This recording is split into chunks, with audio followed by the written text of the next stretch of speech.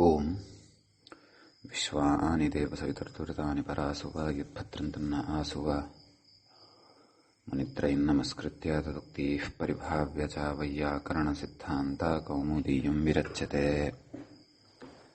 सर्वेभ्यः श्रोतृभ्यः नमः।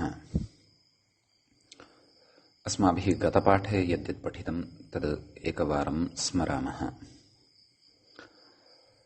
गतपाठे तसिलादिष्वा कृत्वशुचः इति सूत्रस्थ वार्तिकैः परिगणितानां प्रत्ययानाम् उदाहरणानि दृष्टानि। परिगणितेषु प्रत्ययेषु परतः प्राक्तनस्य तत्र स्त्रियां विद्यमानस्य शब्दस्य पुंवदभावो भवति इति तत्र क्रमशः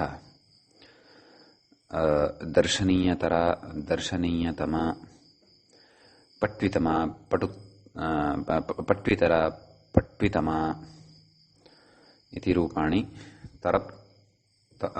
तमप् इति प्रत्ययपक्षे पठितानि। ततः चरटि परतः बहुचरी जातीयरि परतः चरटि परतः पटुचरी जातीयरि परतः पटुजातीया कल्पपि परतः दर्शनीय कल्पा देशीयरि परतः दर्शनीय देशीया रूपपि परतः दर्शनीय रूपा पाशपि परतः दर्शनीय पाशा थालि परतः बहुथा तिलि परतः वृकतिः थ्यनि परतः अजथ्या इत्यादीनि रूपाणि पठितानि। ततश्च परिगणनपरकं वार्तिकम् इतोपि एकं पठितं। शसि बफल्पार्थस्य पुंवदभावो वक्तव्यः। तत्र बहुशः अल्पशः इत्यादिषु उदाहरणेषु पुंवदभावव्यवस्था दृष्टा। ततश्च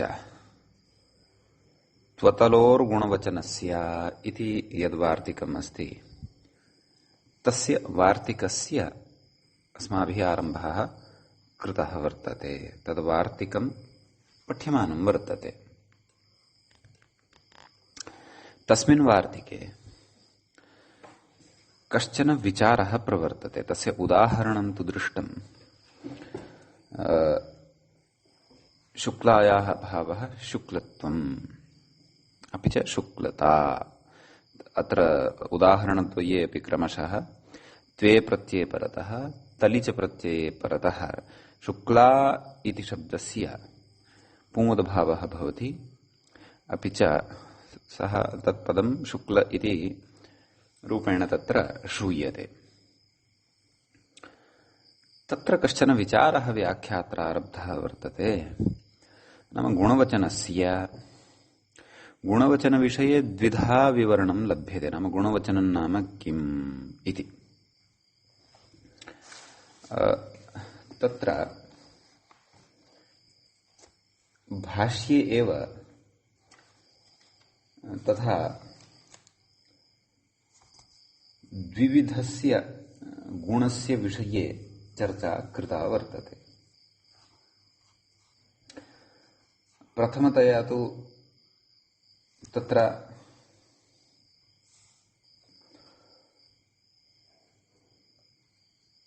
यद् गुणवचनस्य यद् लक्षणम् उक्तं नाम गुणवचनं किम् तद्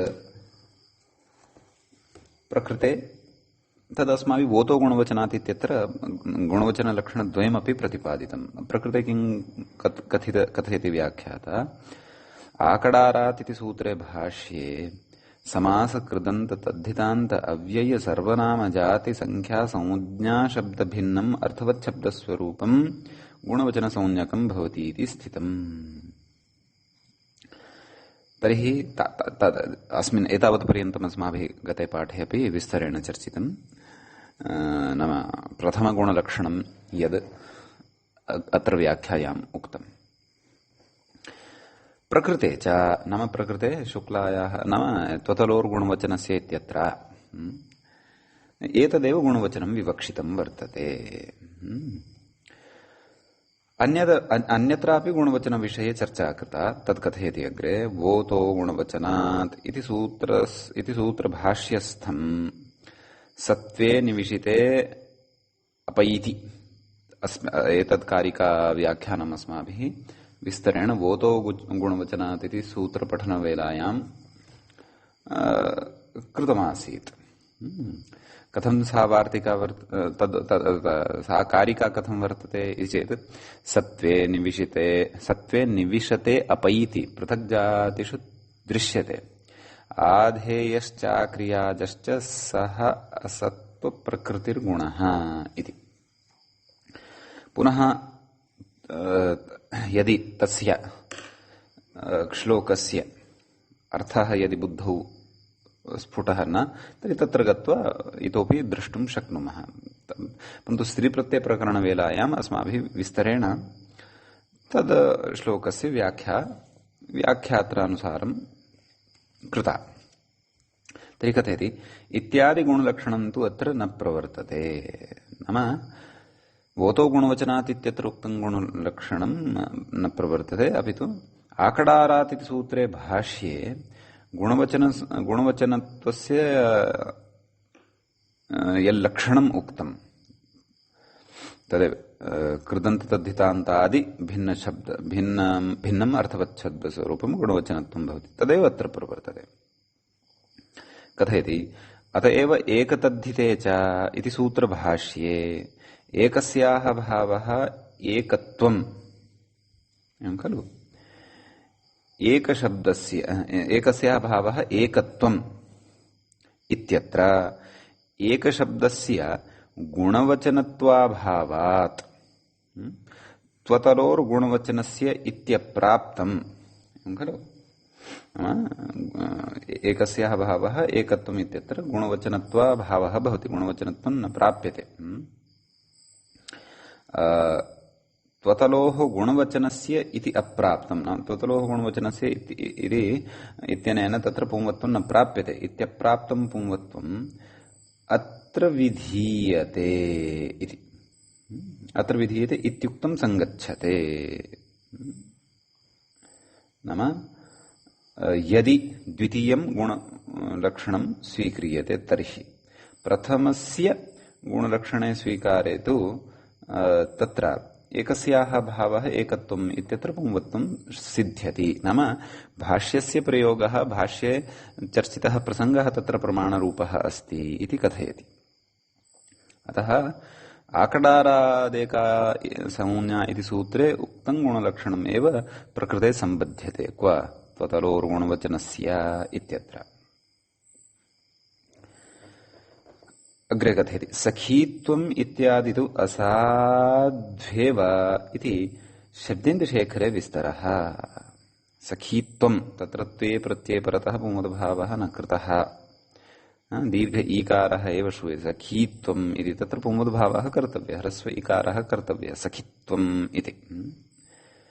इत्यादयः प्रयोगाः तु न युज्यन्ते, असाधवः सन्ति इति शब्देन्दुशेखरे कश्चन विस्तारः वर्तते। तत्रैव द्रष्टव्यः सः विस्तारः भवतु, विस्तारः वा विस्तरौ वा। तर्हि एतावान् विचारः अत्र विहितः वर्तते खलु।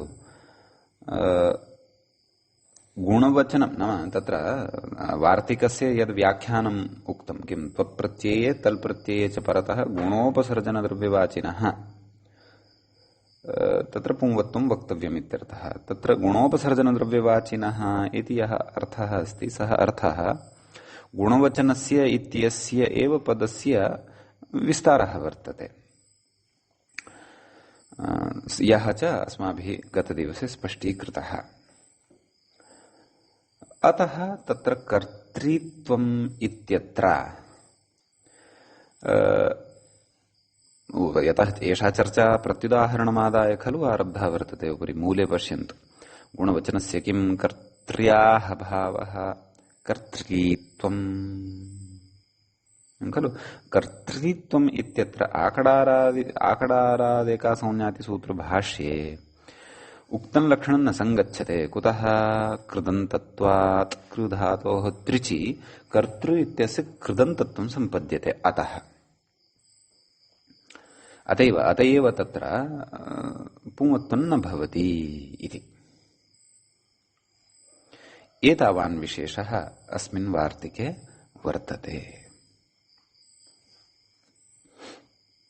अधुना वयम् अग्रे कञ्चन विचारं पश्यामः। अग्रे क्रियमाणः विचारः अपि वस्तुतः एतद् वार्तिकसम्बद्धः एव अस्ति। अतिरिक्तः विचारः तथापि अस्माकं नाम युक्तिशक्तिवर्धनाय एतादृशः विचारः तत्र ग्रन्थकारेण प्रदीयन्ते। किं कथयति? ननु कृतः अर्थः अर्थात् कृत्यं नाम किमपि कर्म अथवा कार्यं तस्मिन् अर्थे अत्र अर्थः इति प्रयुक्तं स्यात्, अतः कृत्यम् इति लिखति। कृतः अर्थः अर्थात् कृत्यं यया सा कृतार्था खलु तस्याः भावः कृतार्थता इति सिद्ध्यति, एवं खलु। कृतः अर्थः यया सा कृतार्था, यया अर्थः कृतः सा कृतार्था बहुव्रीहिरस्ति। तस्याः कृतार्थायाः भावः कृतार्थता, एवं किल। तत्र तलिपरतः तल् विधीयते, तस्य भावस्तु तलु तलिपरतः कृतार्था इत्यत्र कृतार्था इत्यत्र कथं पुंस्त्वम् खलु। यतः तत्र आकडारादेका संज्ञा इति सूत्रे भाष्ये यदुक्तं तदपि सापि अत्र आपत्तिः उपतिष्ठते खलु। किं समासकृदन्त तद्धितादि भिन्नम् अर्थवत् शब्दस्वरूपम् आदिशब्देन तत्र मध्ये सर्वेपि स्वीकार्याः ये पठिताः एव वर्तन्ते खलु। अतः प्रकृते कथं पुंस्त्वं पुंवत्वं कथं, कृतार्थता इति कथं, कृतार्थाता इति कुतो न। यतः यद गुणलक्षणम् अङ्गीकृतम् यद् गुणवचनलक्षणम् अङ्गीकृतम् आकडारादेका संज्ञाति सूत्रभाष्यस्थम् तत्र तदनुगुणं तु कृतार्थ इत्यत्र समासः कृतः खलु, बहुव्रीहि समासः कृतः खलु। अतः तत्र पुंवत्वं कथम् इत्युच्यते। तर्हि परन्तु प्रयोगः कृतार्थता इति श्रूयते खलु, तर्हि तस्य कथं व्युत्पादनम् अथवा युक्तिः तत्र का आश्रयणीया तद् इदानीम् उच्यमानं वर्तते। एवं किल। तद् अग्रे कथयति किम्, कृतार्थशब्दस्य समाधानं कथयति। कृतार्थशब्दस्य समासत्वेन उक्तगुणवचनत्वाभावादिति इत्यतः आह। तदेव एषा आपत्तिः अस्माभिः प्रकटिता एव। आकडारादेका इत्यत्र समासभिन्नं नाम यस्य गुणवचनत्वं वक्तव्यं तद् समासपदस्थं न स्यात्। प्रकृते तु समासः अस्ति, बहुव्रीहिः इति समासः वर्तते। कृतः अर्थः अर्थात् कृत्यं यया सा कृतार्था। तर्हि कथं प्रकृते तलिपरतः पुंवद्भावः, एवं किल। तर्हि इत्यतः किमाह शरद इति, शरदः कृतार्थता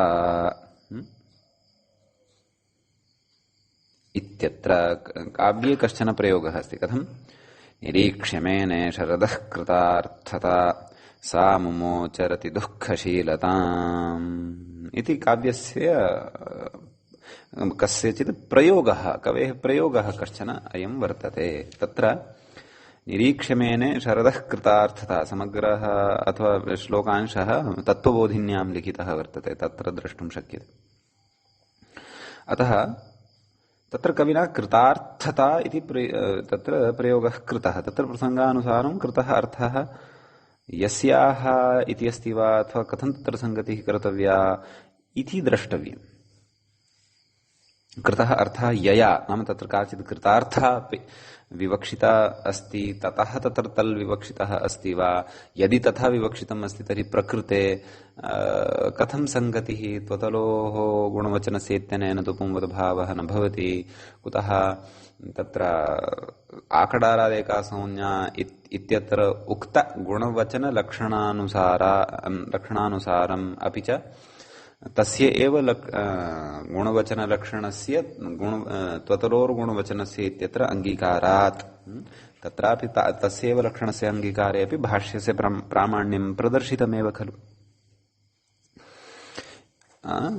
कथयति इत्यादौ तु सामान्येन पुंसकम् इति नाम कृतार्था इति शब्दः न तत्र वक्तव्यः, तत्र कृतः अर्थः नाम कृत्यं यया सा तत्र कृतार्थम् इति सामान्येन पुंसकत्वेन तत्र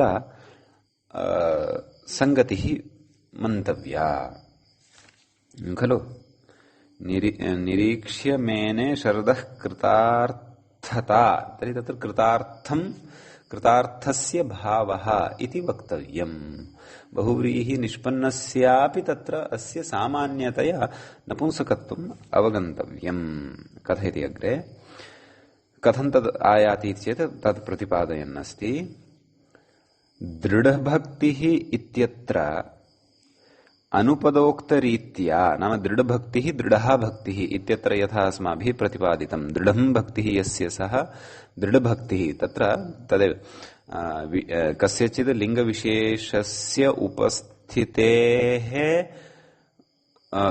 लिङ्गविशेषस्य अनुपस्थितेः विवक्षया, लिङ्गविशेषस्य अनुपस्थितेः विवक्षया अस्माभिः तत्र दृढशब्दस्य सामान्यत्वात् नपुंसकत्वम् उक्त्वा दृढभक्तिः इति प्रयोगः साधितः।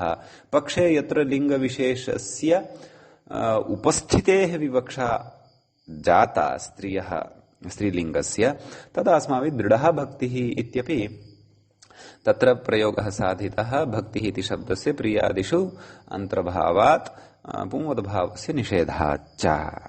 दृढं भक्ति इत्यत्र तु स्त्रीलिङ्गमेव न लभ्यते, अतः पुंवद्भावप्रतिषेधोऽपि न भवति इति कृत्वा दृढभक्तिः इति सिद्ध्यति। पक्षे दृढः भक्तिः इति तु भवत्येव, एवं किल। तत्र कथयति नाम दृढभक्तिः इत्यत्र अनुपदोक्तरीत्या नाम तत्र अस्माभिः यथा उक्त्वा अधुना आगतं नाम तत्र प्रतिपादितम् अनुपदमेव प्रतिपादितं रीत्या कृतः अर्थः येन तत् कृतार्थम् इति वयमपि कृतः अर्थः यया इति न उक्त्वा कृतः अर्थः येन नाम लिङ्गविशेषस्य तत्र अनुपस्थितेः विवक्षया कृतः अर्थः येन इति विगृह्य तत् कृतार्थम् इति च व्युत्पाद्य नपुंसकलिङ्गे व्युत्पाद्य सामान्याभिप्रायं कृतार्थशब्दं प्रथमतः व्युत्पाद्य नाम कृतार्थशब्दं नपुंसकलिङ्गे प्रथमतः व्युत्पाद्य तस्मात् अविवक्षितलिङ्गात् तल् प्रत्ययः व्युत्पाद्यः इति भावः। अविवक्षितलिङ्गात् अविवक्षितं यदा लिङ्गं तदा तु तत्र नपुंसकत्वं भवत्येव। नपुंसकत्वं यदि अस्ति तदेव तत्र लिङ्गस्य विवक्षा लिङ्गस्य उपस्थितिः नाम नपुंसकस्य अथवा स्त्रियाः नपुंसकलिङ्गस्य अथवा स्त्रीलिङ्गस्य तत्र उपस्थितेः विवक्षा अथवा उपस्थितेः तत्र विवक्षा भवति। विवक्षा अस्ति चेत् भवति, नास्ति चेत् न भवति इति अस्ति सा परिपाटी संस्कृतभाषायाः। अतः नपुंसकलिङ्गत्वेन यदि प्रतिपाद्यते तत्र कृतार्थम् इति शब्दः तदा तु तल्प्रत्ययाय क्लेशः नास्ति, तल्प्रत्ययस्तु भविष्यति।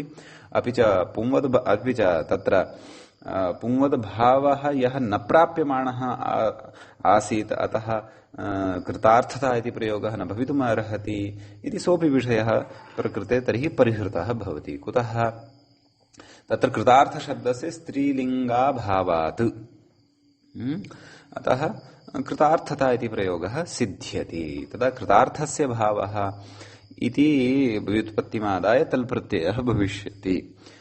तत्तु सत्यं। कृतार्था इति शब्दात् परे तलि परतः तु पुंवद्भावः न भवति। तत्र समस्तपदस्य गुणवचनत्वाभावात् तच्च अस्माभिः अधुनैव प्रतिपादितं भाष्यप्रामाण्यम् आदाय।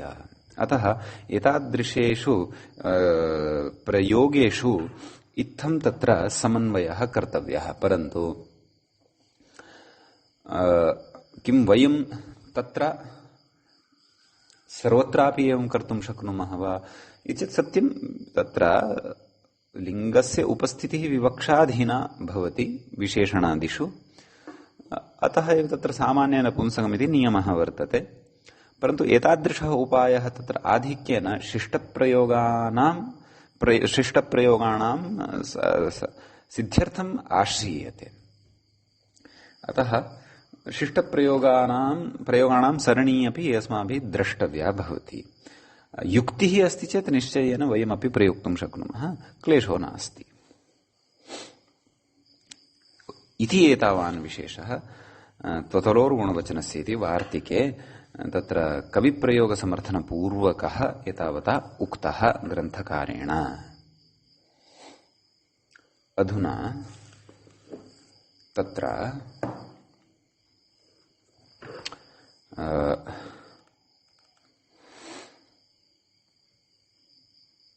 अग्रे वार्तिकम् अस्ति। अग्रिमं वार्तिकम् आदाय अपि सुदीर्घः विचारः प्रवर्त्स्यति। एकैकोऽपि अंशः तत्र सावधानतया श्रोतव्यः। अतः तस्य वार्तिकस्य इदानीं वयम् आरम्भं कुर्मः। वार्तिकमस्ति भस्याढे तद्धिते इति। इदमपि परिगणनपरकम् एव वार्तिकं वर्तते। यथा अस्माभिः त्रतसौ इत्यतः आरभ्य परिगणनवार्तिकानि पठ्यमानानि वर्तन्ते, सद्यः च इतोपि शशिबह्वल्पार्थस्य पुंवद्भावो वक्तव्यः इति एकं पठितं, तदुत्तरं त्वतलोर्गुणवचनस्य इति पठितं। तद्वत् इदमपि भस्याढे तद्धिते पुंवद्भावविधानाय परिगणनम् इदं वार्तिकं भवति। वार्तिकस्य पदच्छेदः द्रष्टव्यः। भस्य भ इत्यस्य षष्ठीविभक्तेः एकवचनं भवति। भसंज्ञा विवक्षिता। भसंज्ञा प्रपञ्चश्च अस्माभिः ज्ञायते। भसंज्ञा कथं भवति तत्सर्वं शब्दाधिकारप्रकरणे विस्तरेण अस्माभिः पठितं वर्तते। द्वितीयं पदं प्रकृते भवति अढे। नाढे अढे नञ् तत्पुरुषसमासः सप्तम्यन्तञ्च इदं पदं भवति। तद्धिते इति शब्दस्य सप्तमी विभक्तेः एकवचनं भवति। वार्तिकार्थः द्रष्टव्यः। किं कथयति? ढभिन्ने तद्धिते परे। अढे नाम ढभिन्नम्। ढभिन्ने तद्धिते परे स्त्रियाः पुंवत्वं वक्तव्यमित्यर्थः। अयं वार्तिकार्थः। अत्र इतोपि अवधानं कर्तव्यम्। यद्यपि सामान्यत्वात् अथवा वार्तिकपठनेन स्वतः स्पष्टत्वात्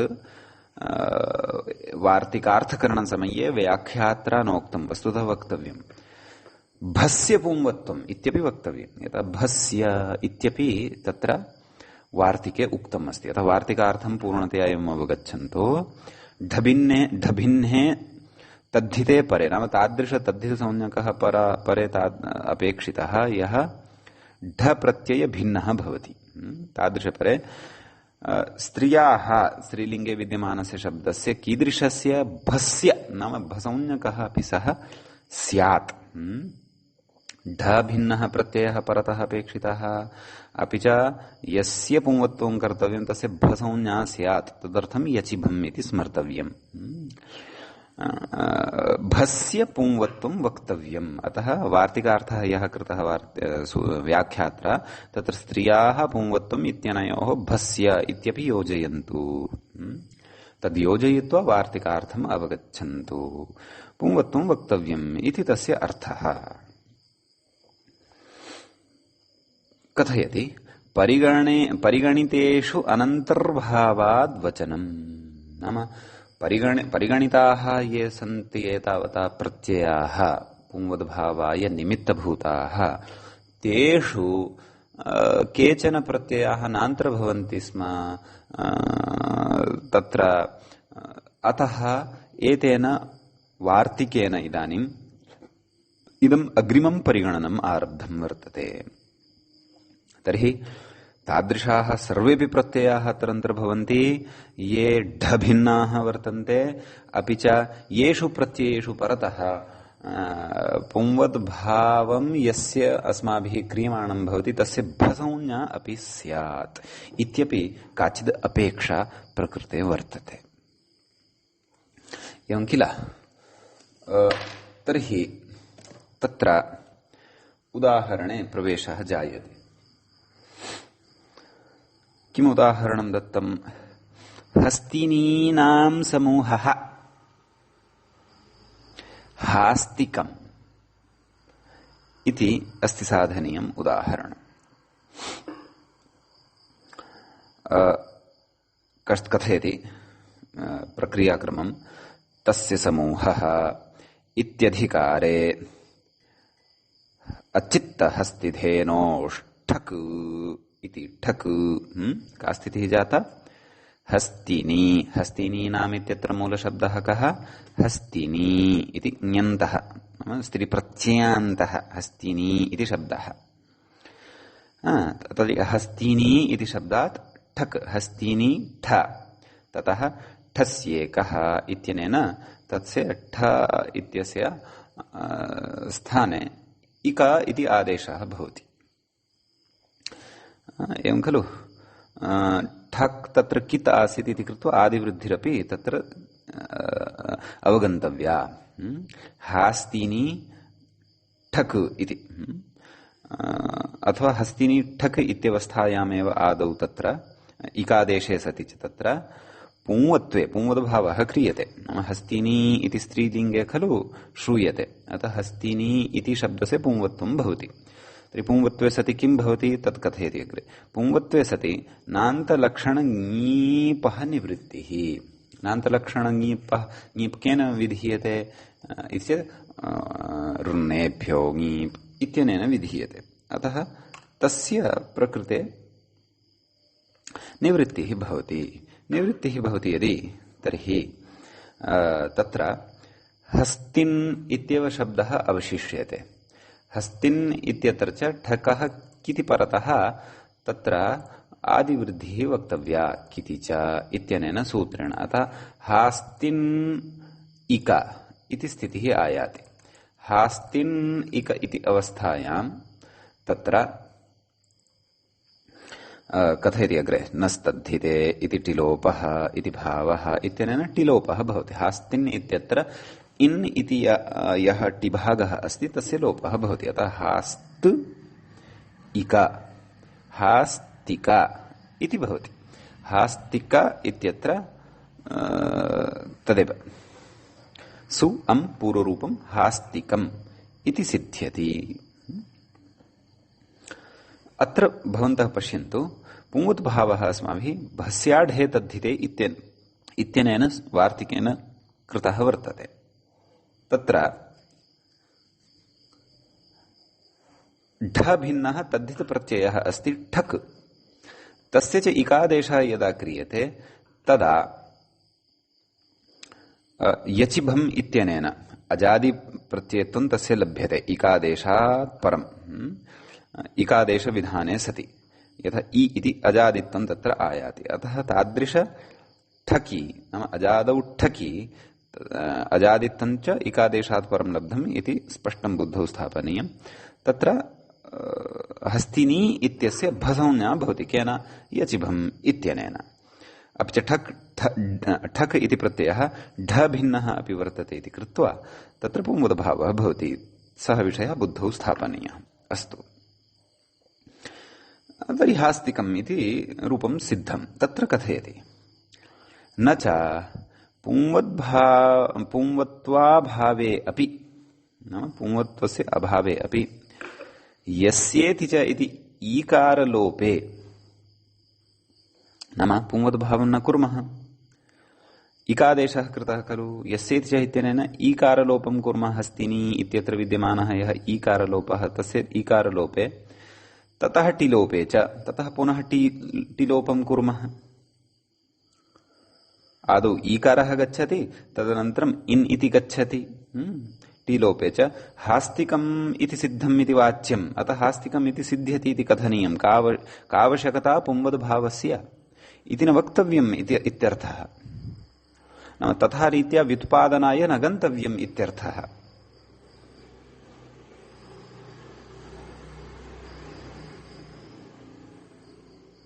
एवं खलु, तथा न व्युत्पादनीयम् इत्यर्थः। कुतः कथयति यस्येति च इति लोपस्य, यस्येति इत्यनेन यः लोपः क्रियते तस्य लोपस्य आभीयत्वेन असिद्धतया, आभीयाधिकारे असिद्धत्वं केन उच्यते, तत्र असिद्धवदत्राभात् इति सूत्रं विस्तरेण तिङन्तप्रकरणे पठिष्यते। अतः यस्येति च इति लोपस्य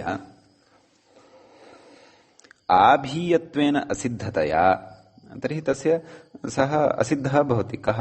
यस्येति च इति लोपः। स्थानिवत्वेन च, नाम तत्र कारणद्वयम् उच्यते। यस्येति च इति लोपः असिद्धवदत्राभात् इत्यनेन सूत्रेण असिद्धः भवति। तर्हि असिद्धश्चेत् तत्र ईकारः लभ्यते एव, नस्तद्धिते इत्यस्य प्रवृत्तिः न भवति ईकारव्यवधानात्। अपि च स्थानि च इति ग्रहणेन गते स्थानिवत्वेन च, स्थानिवदादेशो न विधौ इत्यनेन स्थानिवद्भावे सति तत्र ईकारव्यवधानं भवति। अतः तद्धितपरकत्वाभावः भवति। तेन तद्धितपरकत्वाभावेन टिलोपानापत्तेः। यतः नस्तद्धिते इत्यस्य कृते तद्धितपरकत्वम् अपेक्षितम्। प्रकृते यदि असिद्धत्वात्, तत्र यस्येति च इत्यनेन विहितस्य ईकारस्य असिद्धत्वात् अथवा स्थानिवद्भावाच्च तत्र ईकारेण व्यवधानं कृतं, तर्हि इन् इत्यस्मात् परे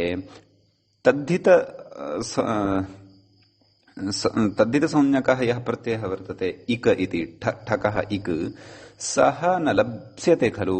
अतः इन् इत्यतः परः तु इ इत्येव लप्स्यते खलु। अतः तत्परकत्वे सति तत्र किम् टिलोपः न भविष्यति। अतः हास्तिनकम् इति हास्तिनकम् किमपि अनिष्टापत्तिः भविष्यति। अपेक्षितं तु हास्तिकम् इत्येव। अतः पुंवद्भावः नितान्तम् अपेक्षितः।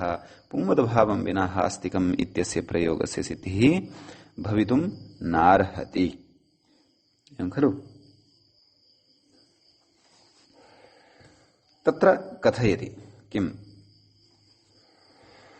ठक्छसोश्च इति पुंवत्वादेव सिद्धिः तु अनाशंक्या। अस्माभिः पुंवद्भाव संदर्भे एव तत्र एकं वार्तिकम् अग्रे अचिरात् पठिष्यते। किम् ठक्छसोश्च, नाम ठक्छसोः परतः पुंवत्वं वक्तव्यम् इति तस्य अर्थः भवति। तर्हि प्रकृतेपि ठक् विहितः खलु। अतः तेन वार्तिकेन तदपि परिगणनपरम् एव वार्तिकं वर्तते, अग्रे पठिष्यते। अतः ठक्छसोश्च इति पुंवत्वादेव सिद्धिः तु अनाशंक्या, नाम तेन अत्र प्रकृते सिद्धिः न शङ्कनीया। नाम ठक्छसोश्च इत्यनेनैव पुंवद्भावः भवितुमर्हति पठिष्यमाणेन परिगणनेन। तर्हि भस्याढे तद्धिते इत्यनेन प्रकृते पुंवद्भावः कुतः उच्यमानः वर्तते इति तत्र कथयति। छसः साहचर्येण भवतष्ठक्षसौ इति ठकः एव तत्र ग्रहणात् खलु। नाम तत्र ठक्छसोश्च इत्यत्र छस् इति पठितः, अतः तत्र छस् इति प्रत्ययस्य साहचर्यं वर्तते। क्व ठक्छसोश्च इत्यस्मिन् वार्तिके। अतः तत्र छसः साहचर्यं यत्र अष्टाध्याय्यां चर्चितं, नाम छसः साहचर्यते यः ठक् अष्टाध्याय्यां यत्र पठितः तस्य एव ठकः तत्र ग्रहणं कर्तव्यम् खलु। तर्हि छसः साहचर्ये अष्टाध्याय्यां क्व ठक् पठितः इति चेत् सूत्रमस्ति भवतष्ठक्षसौ इति। ठक्छसोश्च इति वार्तिकम् अस्ति, बुद्धौ स्थापनीयम्। भवतष्ठक्षसौ इति सूत्रं वर्तते, इति स्थापनीयम्। तत्र भवच्छब्दात् ठक् प्रत्ययः छस् इति च प्रत्ययः भवति। भावतकः भवदीयः इत्यादीनि रूपाणि भवन्ति, पठिष्यन्ते अस्माभिः विस्तरेण। तत्र पश्यन्तु, प्रकृते यद्वार्तिकं वर्तते ठक्छसोश्च, तेन छसः साहचर्ये ठक् पठितः वर्तते। अतः अष्टाध्याय्यामपि यत्र छसः साहचर्ये ठक् पठितः वर्तते तादृशः ठक् एव तत्र ग्राह्यः। क्व ठक्छसोश्च इत्यत्र। अन्यविधः अन्यत्र यः ठक् पठितः अस्ति, यः छसः दूरे वर्तते, सः ठक् तत्र न ग्राह्यः। छसः दूरे यः नाम तत्र ठक्छसोश्च अपि च भवतष्ठक्षसौ इत्यत्र छसः दूरे यः ठक् पठितः सः कः? सः प्रकृते हास्तिकम् इत्यत्र विहितः यः ठक् वर्तते। केन सह विहितः इति चेत् अचित्तहस्तिधेनोष्ठक् इति सूत्रम् अस्माभिः तत्र पठितमेव, तेन सूत्रेण सः ठक् विहितः। अतः प्रकृते तत्र ठक्छसोश्च इत्यनेन सिद्धिः न भवितुमर्हति, यतः तत्र विद्यमानः ठक् स एव ठक् यः भवतष्ठक्षसौ इत्यनेन सूत्रेण विधीयते, न तु अचित्तहस्तिधेनोष्ठक् इत्यनेन विधीयमानः ठक् तत्र गृहीतुं शक्यते। अतः तेन असिद्धेः प्रकृते भस्याढे तद्धिते इत्यनेन एव अत्र पुंवदभावः वक्तव्यः इत्यर्थः। तर्हि सहचरितस्य एव ग्रहणं भवति, असहचरितस्य ग्रहणं न भवति इत्यत्र किं विनिगमकम् इति चेत् तत्र न्यायः वर्तते, नाम परिभाषा वर्तते। का? सहचरिता सहचरितयोः सहचरितस्य एव ग्रहणम् इति परिभाषा कदाचित् अग्रे आगच्छेत्, अथवा कस्मिंश्चित् प्रकरणे पूर्वं यदि पठिता सा परिभाषा स्यात् तर्हि स्मर्तव्या, अन्यथा अग्रिमेषु प्रकरणेषु तु आगमिष्यत्येव। सहचरिता सहचरितयोः सहचरितस्यैव ग्रहणं। तर्हि प्रकृते ठक्छसोश्च इत्यत्र यः ठक् वर्तते सः सहचरितः वर्तते कस्य? छसः। अतः तत्र छसः योगे छसा सहचरितः ठगेव ठक्छसोश्च इत्यत्रापि ग्राह्यः। छसा सहचरितः नास्ति यः ठक्, अचित्तहस्तिधेनोष्ठक् इत्यादिभिः विहितः ठक्, सः तत्र न ग्राह्यः इति कश्चन न्यायः अस्ति। कदाचित् अनुपदमेव तस्य इतोपि स्पष्टता भविष्यति। अतः प्रकृते तथा रीत्या अस्माभिः समन्वयनं कर्तव्यम्। अतः भस्याढे तद्धिते इत्यनेन एव हास्तिकम् इत्यत्र पुंवदभावः वक्तव्यः। तत्र ठक्छसोश्च इत्यनेन वार्तिकेन तु पुंवदभावः न सिद्ध्यति। सहचरिता सहचरितयोः सहचरितस्यैव ग्रहणात् इति न्यायनियमनात् इति न्यायोपस्थित्या वा। एवञ्च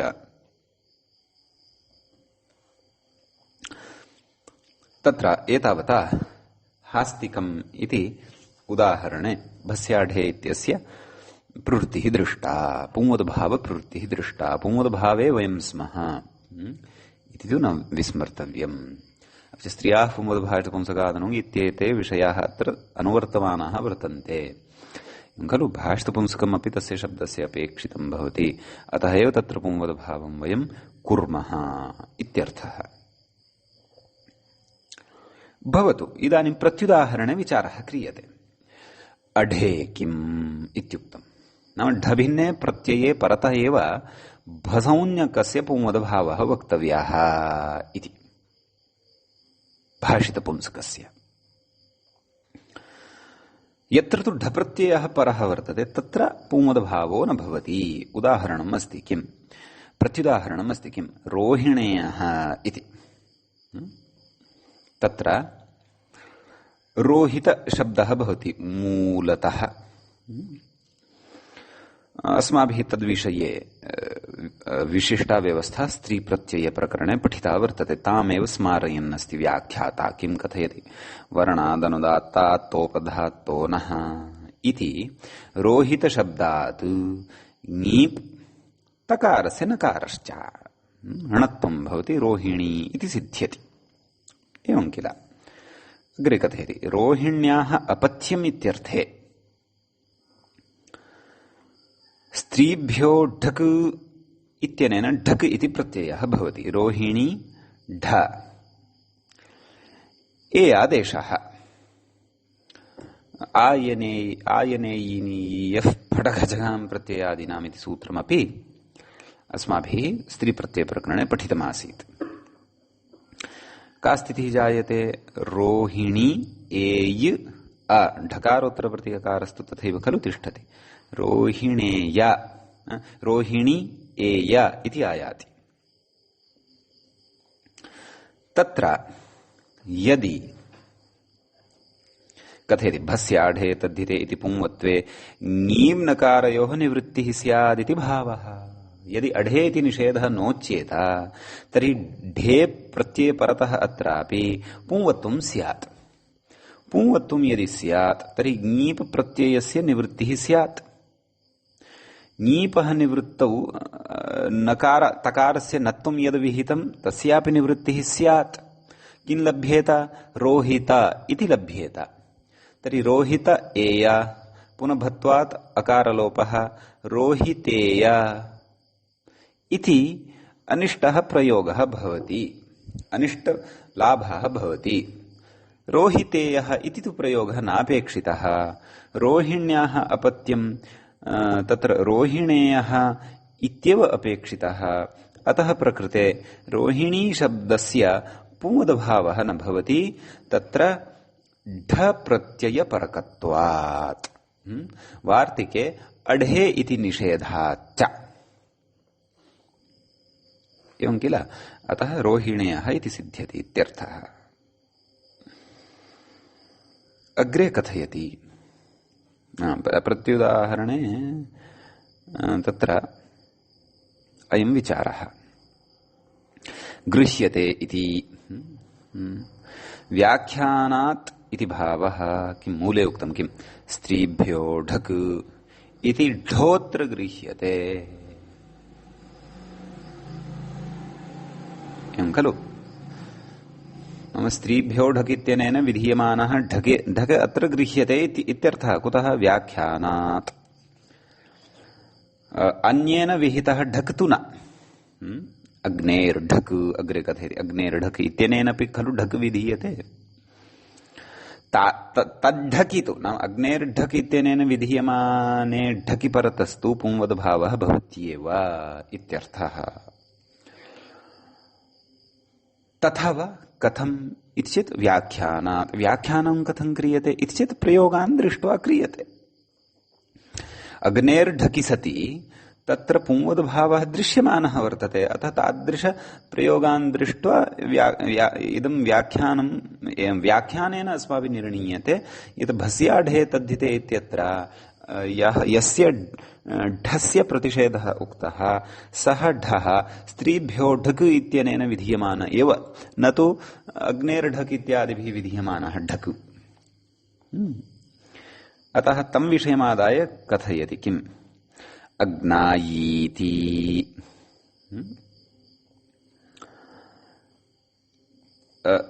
किं तत्र मूले पश्यन्तु अग्नायी देवता यस्य स्थालीपाकस्य सः आग्नेयः स्थालीपाकः इति तत्र क्रमशः प्रतिपादयति किम् अग्नेः स्त्री अग्नायी अस्य अपि प्रयोगस्य रूपसिद्धिः अस्माभिः विस्तरेण स्त्री प्रत्यय प्रकरणे विहिता अग्नेः स्त्री अग्नायी इति वृषाकप्यग्नि कुसित कुसीदानामुदात्तः इत्यनेन सूत्रेण तत्र नीप् इति प्रत्ययः भवति अपि च पूतक्रतौ रै च इत्यतः ऐ इति अनुवर्तते तत्र अग्निशब्दस्य तत्र इकारस्य ऐकारादेशोऽपि भवति एवं खलु का स्थितिः जायते अग्नयी ङीप् ई इति अग्नयी ई इति तत्र विद्यमानां रूपसिद्धिं स्मारयन् अस्ति एषा रूपसिद्धिः पठिता अस्ति अस्माभिः विस्तरेण तर्हि किं जायते अग्नयी ई इत्यवस्थायाम् ऐकारस्य आयादेशः एचो यवायावः इत्यनेन अतः अग्नाय ई अग्नायी विशिष्टत्वात् सुप्रत्ययः हल्ङ्यादिना लोपः अग्नायी इति प्रयोगः अस्माभिः साधितः वर्तते अग्नेः स्त्री इत्यस्मिन् अर्थे तत्र अग्रे कथयति अग्नायी देवता अस्य इत्यस्मिन् अर्थे अग्नेर्ढक् इत्यनेन ढक् प्रत्ययः भवति का स्थितिः जाता अग्नायी ढक् इति अग्नायी ढक् इत्यवस्थायां तत्र प्रातिपदिकग्रहणे लिङ्गविशिष्टस्यापि ग्रहणात् नाम ढक् इति प्रत्ययः लिङ्गविशिष्टपरिभाषया प्रवर्तते इति तत्र एवं न शङ्कनीयं यत् अग्निशब्दादेव ढग् विहितः अग्नायी इति शब्दात् तु न ढग् विहितः तत्र प्रातिपदिकग्रहणे लिङ्गविशिष्टस्यापि ग्रहणम् अग्नेर्ढक् इत्यत्र गृहीतः यः गृहीतं यद् अग्निति प्रातिपदिकं तद्ग्रहणे तल्लिङ्गविशिष्टस्यापि ग्रहणं भवति इत्यर्थः अतः अग्नायी अग्नेः स्त्री इति अग्नायी इत्यपि भवति अतः स्त्रीलिङ्गे विद्यमानः तस्य अग्नायी इति शब्दोऽपि प्रकृते गृहीतः ढकः विधानाय एवं खलु अतः का स्थितिः तर्हि लब्धा अग्नायी ढ तत्र कथयति ततो ढस्य ए आदेशः ढकारस्य ए आदेशः भवति खलु अग्नायी एय भत्वं लभ्यते अजादिपरकत्वात् अग्नायी इत्यस्य तत्र पुंवत्वे सति केन भस्याढे तद्धिते इत्यनेन पुंवत्वं भवति कथं पुंवत्वम् इति चेत् तत्र अढे इत्यनेन स्त्रीभ्यो ढक इति ढक एव ग्रहणं न तु अग्नेर्ढक इति ढकः ग्रहणम् इति व्याख्यानात् सिद्धान्तितत्वात् पुंवत्वं भवति पुंवत्वे सति किं लभ्यते अग्नि इत्येव लभ्यते तद् कथयति कथं पुंवत्वे सति ङीबयित्वनिवृत्तौ नाम ङीपः अपि निवृत्तिः जायते ऐत्वस्यापि निवृत्तिः जायते निवृत्तौ अग्निएय स्थितिः का लभ्यते अग्निएय इति अग्निएय इति स्थिते यस्येति च इति इकारलोपे किम् अवशिष्यते अग्न एय आदिवृद्धौ एय इति कित् खलु ढक् ढक् ढकः स्थाने खलु एय इति अतः कित्वम् एये ए आदेशे अपि वर्तते अतः आदिवृद्धौ आग्न एय आग्नेय इति रूपम् इत्यर्थः एवं खलु पुंवत्वनिषेधे तु नाम स्त्री नाम भस्याढे तद्धिते इत्यत्र सर्वविधोऽपि ढक् यदि स्वीकृतः तर्हि पुंवत्वनिषेधः स्यात् पुंवत्वनिषेधे तु तत्र अग्नायी शब्दात् ढक् अग्नायी शब्दात् ढकि आदिवृद्धौ भत्वात् ईकारलोपे आग्नायेयः इति अनिष्टः प्रयोगः स्यात्। परन्तु अग्नायी देवता यस्य अथवा अस्य स्थालीपाकस्य इत्यर्थे आग्नेयः इत्येव प्रयोगः अपेक्षितः वर्तते। अग्निः देवता चेदपि आग्नेयः इत्येव प्रयोगः अपेक्षितः, अग्नायी देवता चेदपि आग्नेयः इत्येव प्रयोगः अपेक्षितः। अतः तत्र प्रयोगं लक्ष्यीकृत्य व्याख्यानादिदं निर्णीयते यत् तत्र भस्याढे तद्धिते इत्यत्र स्त्रीभ्यो ढक इत्यनेन विधीयमानः ढगेव तत्र गृह्यते। तेन विधीयमानस्य ढक एव तत्र ग्रहणं क्रियते, न तु अग्नेर्ढक इत्यादिभिः। अतः आग्नेयः, अतः ढकः विषये एषा दृष्टिः कर्तव्या। तत्र कञ्चन विचारं कथयन् अस्ति व्याख्याता वस्तुतस्तु इति पदेन आरभ्य। किं कथयति? वस्तुतस्तु अग्नित्वं पुंसि प्रवृत्तिनिमित्तम्, स्त्रियां तु अग्निसम्बन्धः इति प्रवृत्तिनिमित्तभेदादेव अत्र नपुंवत्वम् इति भावः, नाम भाषितपुंसकत्वं न भवति इति कथयति। एषः प्रतिपादयति। प्रवृत्तिनिमित्तभेदः वर्तते, तत्र कारणं दर्शयति। नाम अग्नित्वं पुंसि प्रवृत्तिनिमित्तं वर्तते, स्त्रियां तु अग्निसम्बन्धः तत्र वर्तते। कुतः? तस्य स्त्री इत्युक्तं खलु, अग्नेः स्त्री इत्युक्तम् इति प्रवृत्तिनिमित्तभेदात्। नाम प्रवृत्तिनिमित्तभेदश्चेत् भाषितपुंसकत्वं न भवति, भाषितपुंसकत्वं न भवति चेत् पुंवत्वं न भवति। अतः तेनैव अत्र पुंवत्वं नास्ति इति बोध्यम् इति कश्चन विचारः, प्रायः शेखरस्थः विचारः स्यात्। शेखरः द्रष्टव्यः। तथा चेत् तर्हि तु एतादृशव्याख्यानकरणस्य प्रयोजनं न स्यात्। क्व? अग्नायी इत्यत्र। परन्तु अग्नेर्ढक इत्यनेनैव ढक तत्र विहितः, नाम स्त्रीभ्यो ढक इत्यनेन विहितः यः ढक तद्भिन्नः ढक अग्नेर्ढक इत्यनेनैव विधीयते। अन्यत्र क्वापि ढक न विहितः तद्धितेषु इति यावत् पर्यन्तं सर्वम् आलोडनं पर्यालोडनं न क्रियेत, सर्वं न परिशील्येत, तावत् पर्यन्तं सर्वथा अस्य एतादृशव्याख्यानस्य असङ्गतिः अस्माभिः वक्तुं न शक्यते। एकवारं समग्रं तद्धितप्रकरणम् अटनीयं। तत्र अन्येपि ढक प्रत्यय विधायकानि सूत्राणि द्रष्टव्यानि। तत्र च पुंवद्भाव अपेक्षा चापि द्रष्टव्या। ततः परमेव तत्र निर्णयः स्वीकर्तव्यः। प्रकृते तु अग्नायी देवता अस्य इत्यत्र पुंवद्भावः किं कथयति? न पुंवत्वम् इति बोध्यं, नाम पुंवद्भावः न भवति इति कथयति एषः। तर्हि यदि पुंवद्भावः यदि नास्ति तर्हि तु आग्नायेयः इत्येव खलु प्रयोगः स्यात्। अस्य कथनानुसारं किं कथितवान्? वस्तुतस्तु अग्नित्वं पुंसि प्रवृत्तिनिमित्तं, स्त्रियां तु अग्निसम्बन्धः इति प्रवृत्तिनिमित्तभेदादेव अत्र न पुंवत्वं, नाम पुंवत्वं न भवति इति। तर्हि पुंवत्वम् इति न भवति यदि, तर्हि तु आग्नायेयः इति एव खलु प्रयोगः स्यात्। एवं खलु? परन्तु पुंवत्वे सति आग्नेयः इत्येव प्रयोगः अपेक्षितः इति अभिप्रायः अस्ति दीक्षितस्य। अतः अस्मिन् विषये एकवारम् अहं शेखरम् अधुनैव द्रष्टुम् इच्छामि। शेखरकारस्य एव अयं विचारः स्यात् इति भाति। तथापि कदाचित् व्याख्यातुरपि विचारः भवितुम् अर्हति। अग्नायी देवता अस्य स्थालीपाकस्य आग्नायी इति।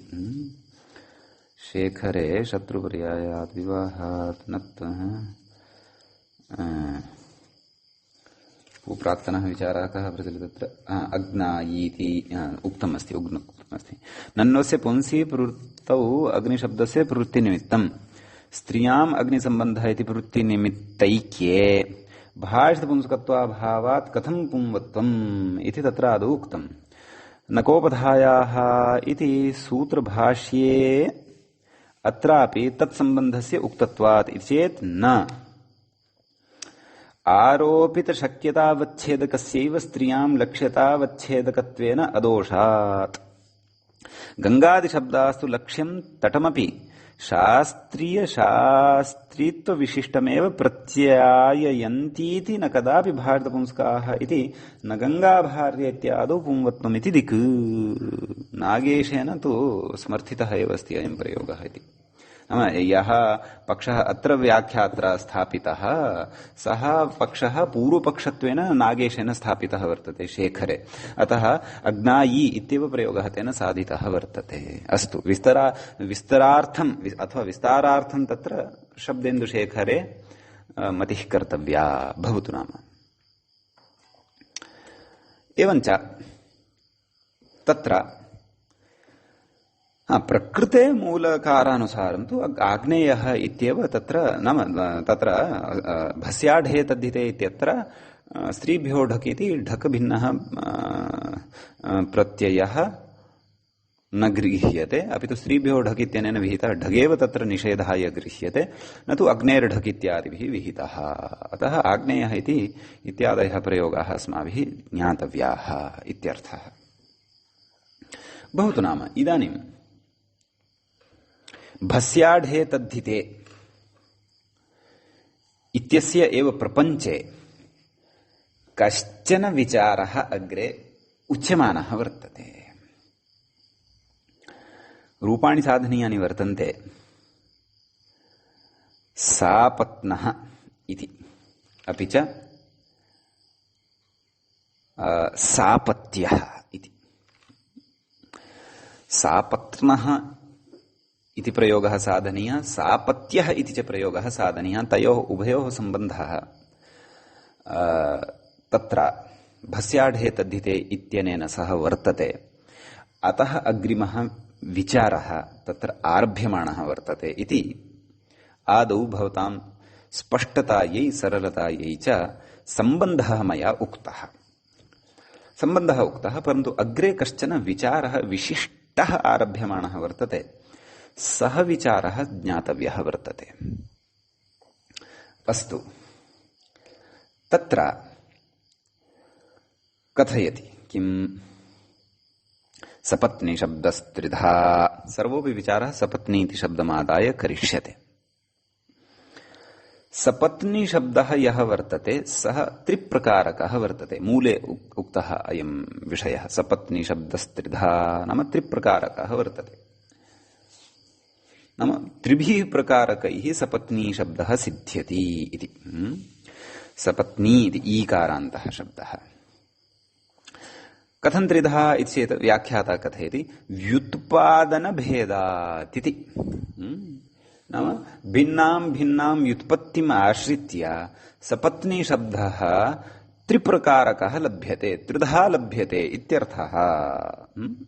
अत्रापि एकैकः अंशः अवधानेन श्रोतव्यः, स्पष्टता भवति। तर्हि तान् त्रीनपि प्रकारान् अग्रे ग्रन्थकारः कथयन् अस्ति। किं कथयति? शत्रुपर्यायादिति खलु। किम् उक्तं मूले पश्यन्तु। शत्रुपर्यायात् सपत्नशब्दात् कश्चन शब्दः वर्तते अकारान्तः, सपत्न इति शब्दः। सपत्नशब्दात् सपत्नशब्दात् शारङ्गरवादित्वात् ङीनि एकः। नाम तत्र सपत्नशब्दः यः शत्रुपर्यायः वर्तते तस्मात् शारङ्गरवाद्ययो ङीन् इत्यनेन सूत्रेण ङीन् प्रत्ययः भवति। सपत्न ई इत्यवस्थायां तत्र तस्य सपत्न इति नकारोत्तरवर्ती यः अकारः तस्य लोपः भवति। सपत्न इति आयाति, ङीपः योजनेन सपत्नी इति प्रयोगः सिद्ध्यति। पुनः तत्र सु आयाति, तस्य लोपादिकं विधाय सपत्नी इति आयाति। व्याख्याता कथयति किम्? रिपौ तत्र कोशप्रामाण्यं ददाति। रिपौ वैरि सपत्नारि द्विषद्वेषण दुर्हृदः इति कोशादिति भावः। नाम शत्रुपर्यायः सपत्नशब्दः अपि भवति। कोशं तत्र कोशस्तत्र प्रमाणम्। अग्रे कथयति अयं भाषितपुंस्कः। अयम यह शब्दः वर्तते, प्रथमः सपत्नी यह शब्दः वर्तते, सः शब्दः भाषितपुंस्कः वर्तते। पुमान् अपि तेन भाष्यते इति कृत्वा तुल्यप्रवृत्तिनिमित्तकत्वात् अस्य शब्दस्य भाषितपुंस्कत्वं भवति। अपरः अपि कश्चन सपत्नी इति शब्दः भवति। प्रथमः शब्दः अस्माभिः सपत्नी इति साधितः स्त्रीलिङ्गे, सः कथं साधितः इति चेत् शत्रुपर्यायात् सपत्नशब्दात् तत्र स्त्रियां सः शब्दः साधितः इति बुद्धौ स्थापनीयः। अवशिष्ट सपत्नी शब्दौ अवशिष्टौ द्वौ सपत्नी शब्दौ वर्तेते, तयोः सिद्धिः कथं जायते, कथञ्च अनन्तरं प्रकृते भस्याढे तद्धिते इत्यनेन तस्य सम्बन्धः वर्तते, तत्सर्वं वयम् अग्रिमपाठे पठिष्यामः। एतावता तत्र प्रथमः सपत्नी इति शब्दः यः साधितः, त्रिप्रकारकः इत्युक्तं खलु, तत्र प्रथमः यः साधितः तद् अस्माभिः बुद्धौ स्थापनीयम्, अग्रे वयं पठिष्यामः। समीचीनम्। तर्हि तत्र अद्य एतावानेव विषयः अस्माभिः अत्रैव पाठोपसंहारः क्रियते। अग्रिमपाठे वयं प्रकृतम् अनुसरन्तः अग्रे गच्छामः। अत्रैव मङ्गलं भवति। मुनित्रयं नमस्कृत्य तदुक्तिः परिभाव्य च वैयाकरणसिद्धान्त कौमुदीयं विरच्यते। सर्वेभ्यः श्रोतृभ्यः नमः।